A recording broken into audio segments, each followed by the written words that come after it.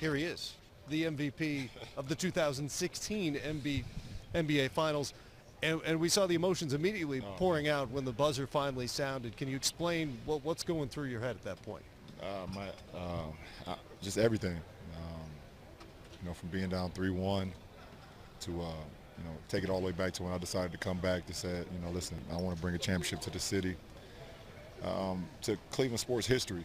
Understanding the last 50-plus years, you think about like the Ernest Biner fumble in the late 80s to Elway going 99 yards. Think of the Jose Mesa, not being able to close in the bottom of the ninth in the World Series. You think about MJ hitting the shot, heard around the world over Craig Elo. Like 07 getting swept by the Spurs myself last year, 4-2 versus the same team. You just think about all of that. And then you think of me personally, I think about all the doubters that I continue to have over my career. Even what I've been able to do in my career, I still have, the same people, the same doubters. And then lastly, just the Cleveland fans. I can't imagine what the hell they doing back home right now. We saw. I haven't seen it. Vince Cellini's in the stands. Vince Cellini's out. They're having some fun. I told our owner we might have to build another arena because they probably tore that one down. It's still up. Yeah, so all those emotions, man, they just came through my body. I couldn't hold it. Great scene. You know the narrative about the finals record when it comes to your history. In your mind, in terms of the big picture, your ultimate resume, how different is 3-4 versus 2-5? From a personal, I'm my biggest critic, and for me to be even part of the finals, and you're gonna look back on it, it's like, I lost 5 of them, or I lost 4 of them. It's like, I had more chances, so that would play with me. But as far as how everybody kind of categorized what I did in my career, I don't let that kind of bother me because I know how true I am to the game. I know what I give to the game. I know what I give to my 14 guys and my coaching staff in the city. So, that never bothered me too much. But, for me personally, it's like, I could have had 1 or 2 more, but, everything else didn't bother me. When you left Miami, the one thing that you said that resonated with me was that this is bigger than basketball. Yeah. And when you talked about it being bigger than basketball, not very many people understood the moment and understood what the situation was in Ohio, yourself, what you represented to Ohio, winning a championship there. And when you made the decision to leave Miami and come back to Ohio and say, we're going to do it for the land and we're going to be all in, how difficult a choice was that, and how tough has this journey been for you personally and emotionally? I told myself, Brian, you got to be patient, but I'm not a patient guy. But I knew when I came back, I felt like I had the blueprint to get it done. So now my challenge was, how can I get the organization and how can I get the players to follow me and listen to my command every day? You're going to like it. Right. Sometimes you love it. Sometimes you don't like it at all. But if I hammer home every single day, listen, this is what we need to do along the path. I know how to get there. If you guys follow me, I can get you guys there. That's what it was about, and it was testing to me, because like I said, I'm not a patient guy, Isaiah, but I had to continue to tell the organization, tell the players, tell everybody that's a part of All In, I know what to do, I know how to get it done, just follow me, and they believed in me. LeBron, you've had some historic moments in the playoffs, and these last 3 games, back to back, putting up some unbelievable performances under the circumstances, down 3-1, going on the road, potentially, losing the game at Golden State, who plays well at home. I've always felt that as a player, you read the situation and you just provided what was needed.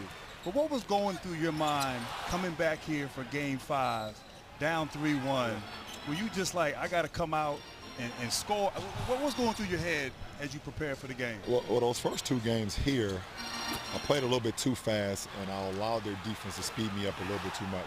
Kind of remind me of the San Antonio series in 2012, the first time I won it. So I went back and watched film. I just watched a lot of film. I was like, okay, Brian, they're giving you the mid-range shot. They're giving you the 3. You practice it every day. Just trust in your mechanics. Just trust in what you've put into the game. So I started to watch film. I watched it. And to take you, like you said, Smitty, all the way to Game 5, I was like, okay, we're down 3-1 at the end of the day, if we would have swept home court in the 7-game series, we still need to win one game in this series on their floor. Yeah. So we have 3 wins. We still got to win one game on their floor. So why not Game 5? And if we can win Game 5, I know what our fans is going to do for us, and I know we're capable of doing at home. We only lost one game, and that was Game 4, and that was to these guys. So I knew we was capable of doing. We just had to get one. And I told those guys, listen, we got to fly back home anyways. We got to fly back home anyways after Game 5. We might as well fly back and give our fans another game. LeBron, you had phenomenal numbers last season in the finals, this year. But then you got to have a coach that you have a connection.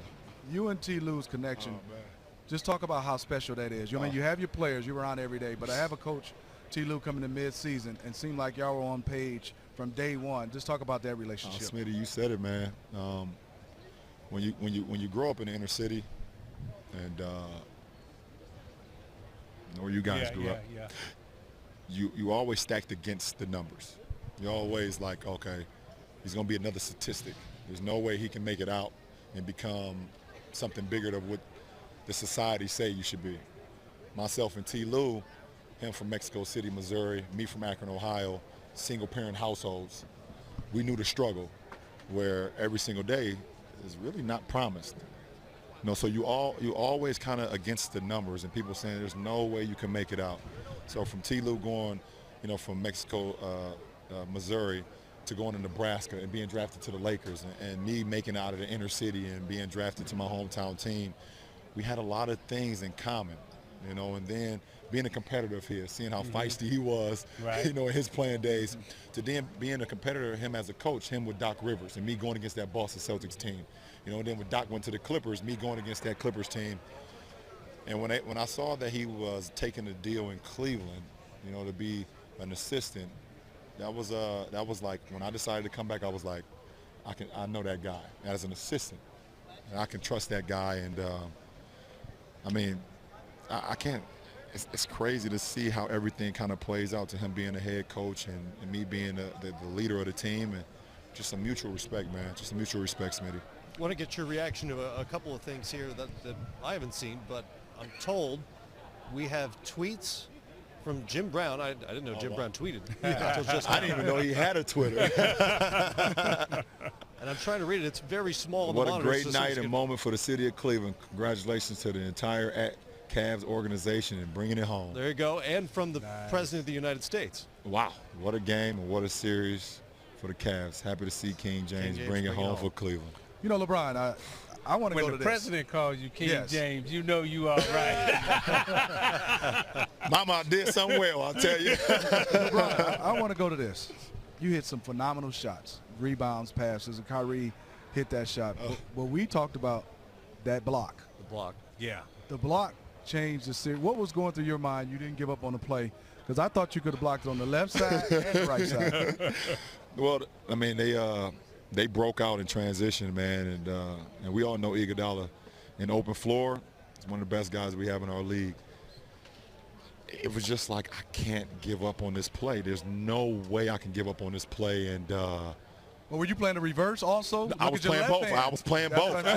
Listen, I was ready for it. If he went to the reverse, I was ready for the left hand, and I was ready for the right hand too. And to be able to save a possession, that's what we've been talking about. Every possession matters. Every possession matters, and a huge play right there. Were you surprised at all they didn't try to take the ball out of your hands more often in the last couple of games? Well, I didn't shoot the ball particularly well in Game 7.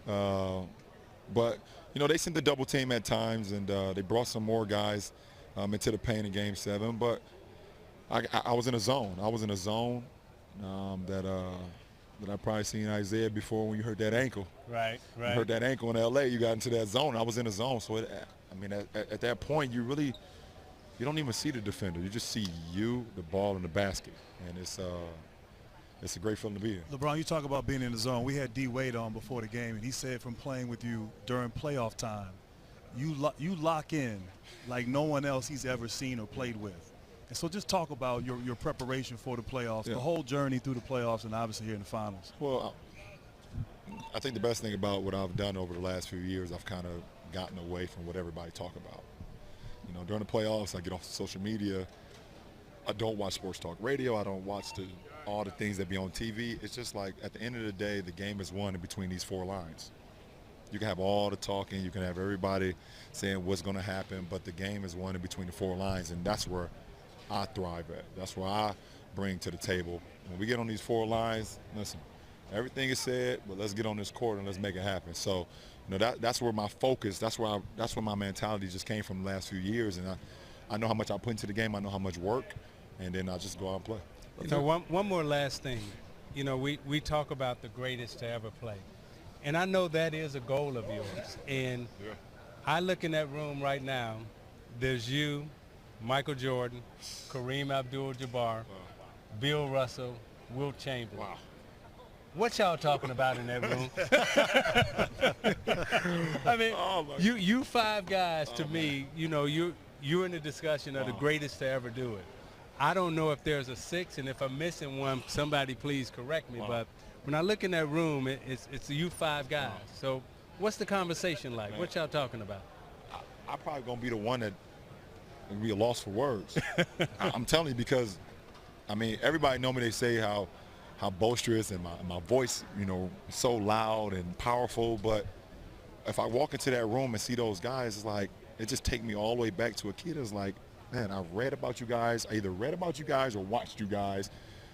You guys inspired me. It's like, you allowed me to come in here? Oh, you in there? I'm in there? Yeah, you in there. I'm gonna be in awe. I'm gonna be in awe, man. And we doing this. Hey, hey, listen. we peeking in. It's gonna be like being at a Beyonce concert. I'm gonna be like this.